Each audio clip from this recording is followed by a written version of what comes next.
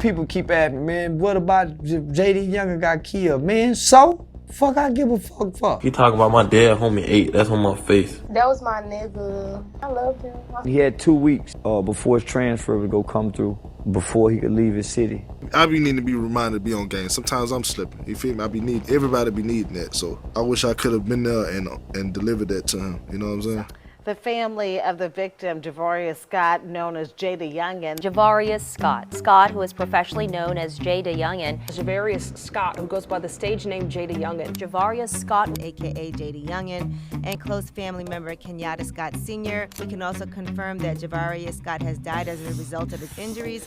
Kenyatta Scott Sr. has been transported to another facility, and we have been told he is in stable condition. So again, rest in peace. He was only 24 years old. Somebody need to come take both of you one of you kind of taking a shot at NBA Youngboy because you guys are in similar areas, but you always said that wasn't true. Yeah, I mean, it ain't true. Me and Youngboy, soon we will be making music together to kill all the confusion. Cause, I mean, that shit wasn't never about nothing. I'm a fan of Youngboy music. Yeah, we gonna collaborate pretty soon and put on for our state. I moved with my mama. She was in the army, so she had got stationed like in another state, another city and shit. So I had moved my grandma in Bogalusa. Growing up in my city, like, you gotta find what you gotta do and hear it and stamp it, you know.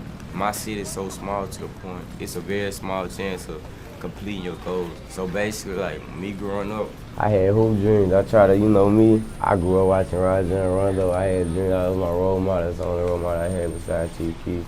I used to watch Chief Keef all the time. Shit, through high school, shit, my behavior and my grades, I couldn't maintain. Shit, at a certain point, I got in high school and I couldn't stay on the team. Either my grades weren't right or I stayed in some bullshit. I stayed in some trouble, you know, on some bullshit. But my mom used to always tell me, like, you know, say you gotta get that plan B, you gotta have that backup plan. Young, I'm like, man, this is my dream. Like, mom, I'm gonna do it, you know. Yeah, I feel like this me, I don't need no plan B. So we had got to that point where reality hit me. I got kicked off the team. I couldn't play basketball. Music was something I always loved to do. I always could rhyme and make shit sound good. He gonna get stamped for trying to flex. I get with it, lights ass up like a lamp to drink a whole See, morning. he had been doing music, but like he used to just play. Until like one time, you know, I don't know. But it was a song and it caught a lot of attention. He still ain't go to the studio, go record it or whatever. But when he did go to the studio, you know, like, he made the song all black. My friends and my niggas, they were telling me like, man, you need to really do this shit and take this shit serious. So I ended up dropping a song and the feedback I got on it was good. You know, they were fucking with the shit too.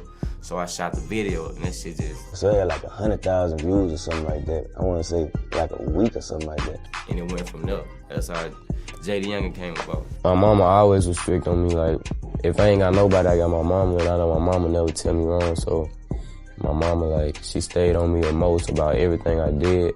Mostly just staying on the right page, cause she know, like, she used to always tell me, like, I'm going down a path of destruction, you know. You know, mama gonna always lead you right. Mama ain't gonna never tell you wrong.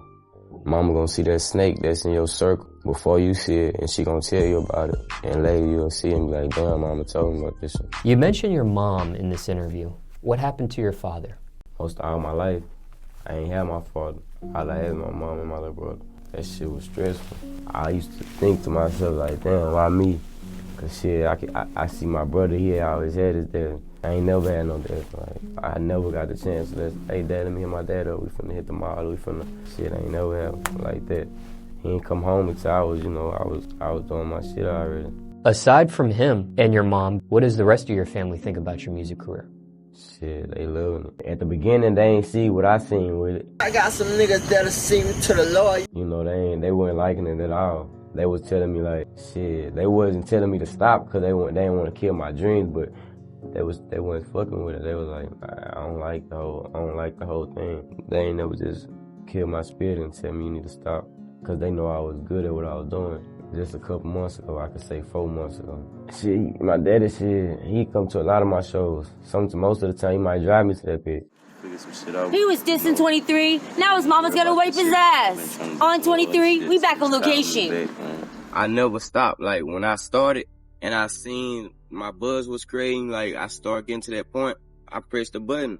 I kept coming back to back with videos. I dropped mixtape after mixtape, shit, and I kept working. I was showing you, know my skills, and my skills couldn't be denied.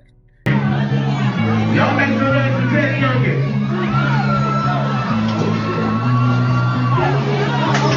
You say, gang? I said, tell him come get his shit. Fuck right with that. Fuck that nigga Jaydayoungan, nigga. I need Braids and Wink dropping his tape tomorrow. Fuck niggas talking about trap money tape tomorrow, nigga. Fuck, I'ma sell it for. I wanna have that bit on me, cause that's gonna make a nigga agitated, knowing the nigga got to a chain. on the ground like they don't know who I am. I'm getting bodies, so they call me them dog. They pussy for even like, man, cause every show he be thugging in the crowd. So like, he go in the crowd like thugging like.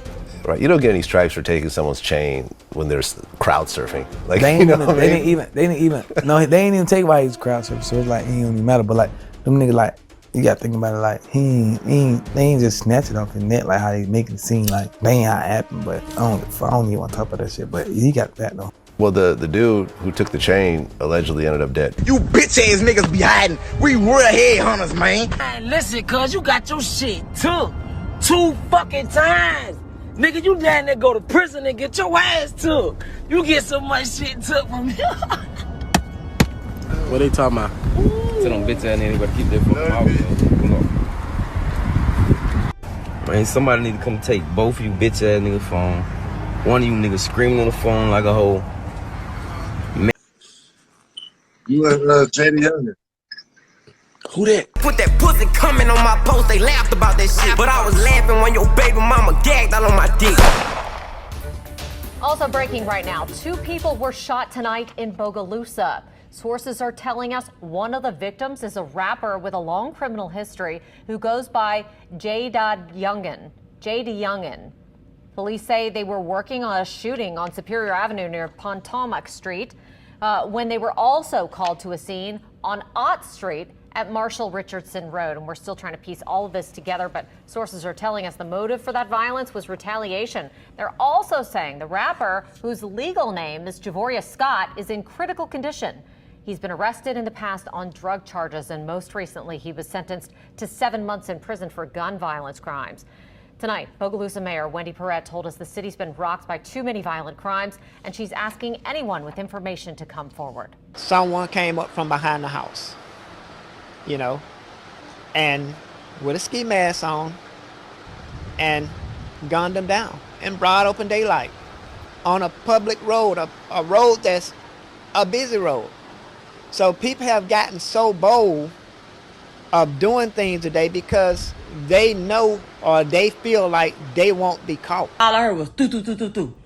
And I just looked and I immediately took off running to the side door. By the time I made it to the side door, my son was already coming through the motherfucking door. He pushed me against the wall. I hit the wall, he swung over and he said, "Mama, close the door." So I heard him close the door. When I'm locking the door, I'm like, what the fuck is going on? And when I turned and looked, all I seen was my son standing there with holes all in his body. Everybody know in Jay City, his whole family know why Jay really died. I didn't believe it. I was just blowing everybody's phone up. They were keeping me updated, and I knew he was fighting it, you know, trying to fight it, but I don't know, I can't explain the feeling, bro. You know what I'm saying? Like I say, I don't get close to a lot of people, so if I build a relation with you, I really fuck with you, you know what I'm saying? I got your back. I never knew that I knew he was on house arrest, but I didn't know he was house arrest there at this particular house. You know what I'm saying? And I would have just tried to talk to him about just being better, way more on game, you know what I'm saying? We just weren't really talking to some shit, bro. I ain't gonna lie, it was some other little shit going on, shit, but that's my dog, though, bro. Feel me? It was just some bullshit that we could have just talked about. Some shit. We both had some little arrogant shit going on that we could have just. He waiting on me to call him, I waiting on him to call me. If he needed something, he know, like, I would have been there. And if same thing on me, if I needed something, I could have called him still to the day, even the day before he died. I could have called and said, "Hey, brother, I love you. Where you at, bro?" I ain't even go to his casket. I ain't even look at him, before I just sat down. I couldn't even, like, I ain't even want that to be the last time I even seen him. You feel what I'm saying? I just remember seeing him the last time I seen him. I ain't even wanted to go out like that. What type of shit you wanna come on my live talking about I'ma die? Everybody gonna die. You think you ain't gonna die? That's different. What type of shit you want? You think you ain't gonna die, bitch? We all gonna die.